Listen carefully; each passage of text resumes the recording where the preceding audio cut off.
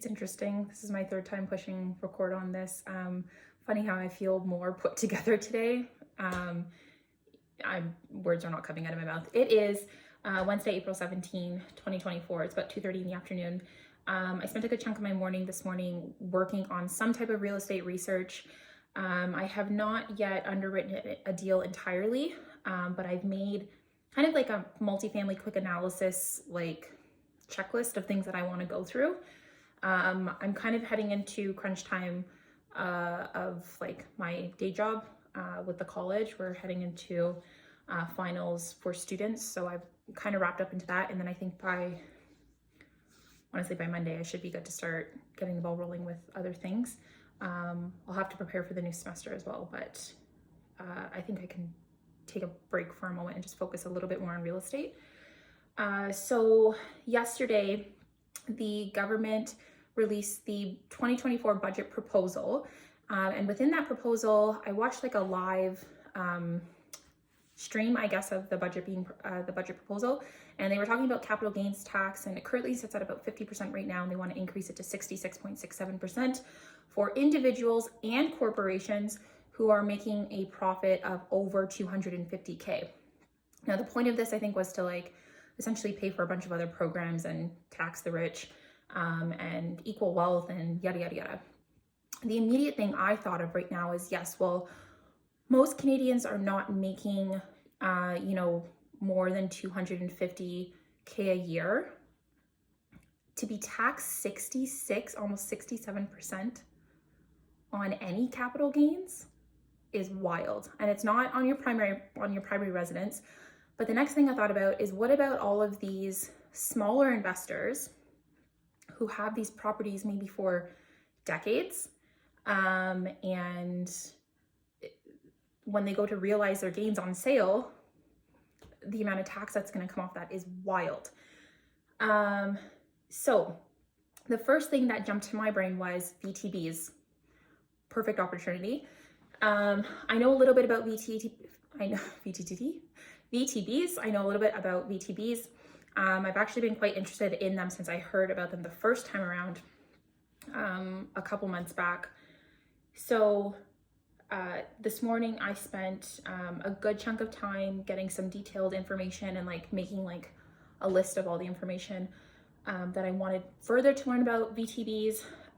So essentially the goal for vendor takebacks is to preserve your capital, and then the person, like the seller, gets a better price or like a better set of terms than they would had they pulled out their money and invested it elsewhere. So I worked on like a little pitch deck, and I kind of want to make it like a decision tree on like what I'm looking for when I'm going to analyze properties for myself. So yeah, I did some background research on VTBs this morning, worked on the little pitch deck. The capital gains inclusion rate, that's exactly what it's called. So I was looking into that, and then I made also, I think I said this, a multifamily quick analysis list. So essentially when I'm going to quickly like go through a property, I want to know what the cost is per door. Is a vendor take back available? The worst answer I'm going to get from someone is no, but you miss 100% of the shots you don't take. So why not? And then things I want to know about the property, the cap rate, the NOI. Are the units self-contained? Are they separately metered? What's the potential ARV? And I'll have to like calculate that as well. Parking spaces available. Is there space for ADU? Is there potential for ADUs in whatever region that it's in? I think those like bylaws are still being rolled out slowly by each city. I don't know why I'm so out of breath right now. Basement height, and then do like a map study, so get an idea of where the property is located, and especially if it's not like I can't think of the word right now. If it's not a location that like I'm familiar with, and then look at aerial views as well. So like, is there an aerial view of the property, especially if it's a multifamily property with a flat roof? Is there any standing water on the roof?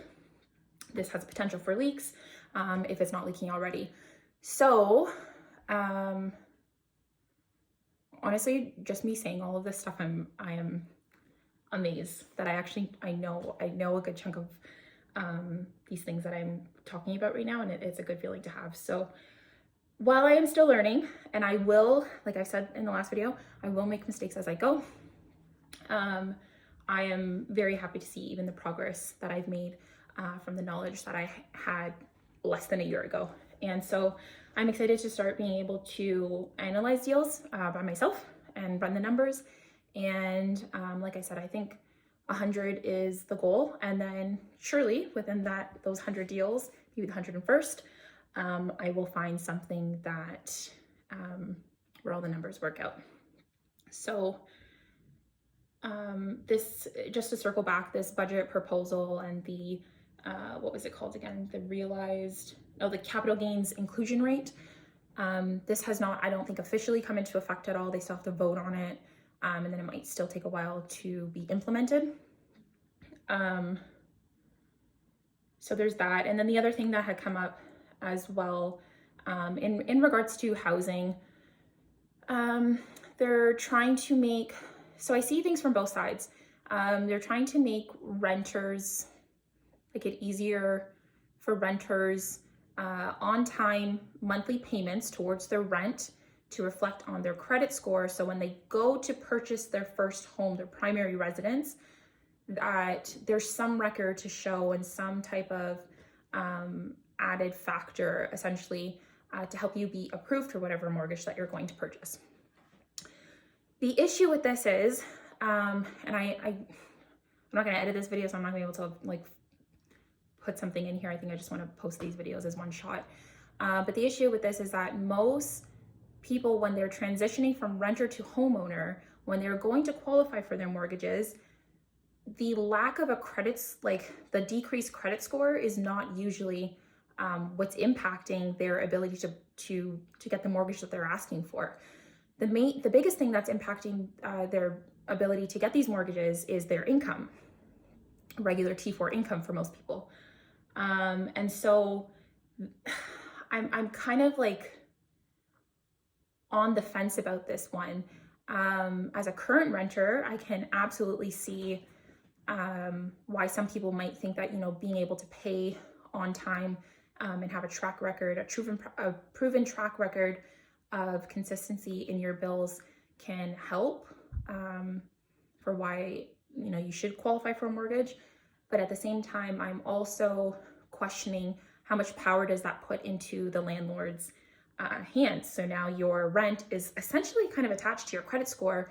And honestly, prior, even a couple months ago, I can recall even when I went to the Boots on the Ground in Texas, I had learned that this is the American system. This is what they do in America. Your credit score is absolutely tied to your rent, and you're able to find a lot more information on your potential tenants than you are in Canada.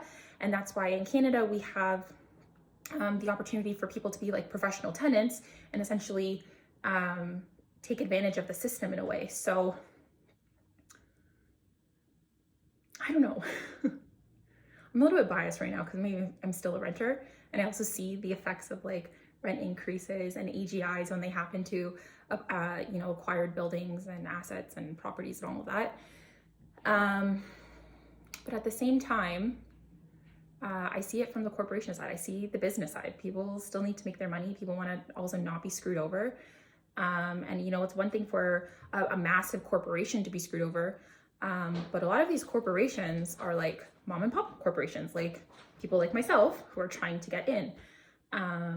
So if I had, I'm just thinking, you know, down the line, if I had a tenant that I was screening for one of my properties, maybe I would want to have their, you know, attached credit score with their rent history to know, are they actually paying on time? Are they reliable?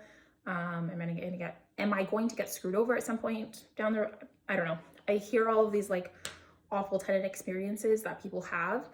It costs them thousands of dollars, if not tens of thousands of dollars. And obviously I'll do everything in my power to like mitigate those risks, but it's kind of a matter of when it happens, not if it happens, as awful as that sounds to say. Hope for the best, expect the worst. I think that's kind of another motto I take in life. Anyways, we're at about 10 minutes for this video right now. I just wanted to provide some type of update just to show that, like, show myself anyways. I'm holding myself accountable in some degree, as long as I'm making some type of progress towards this, real estate investment journey. Something will come up. I just got to make the actions towards those things. I really don't know why I'm so out of breath. Yeah, I think that's it for today. Yeah, I'll see you in the next one.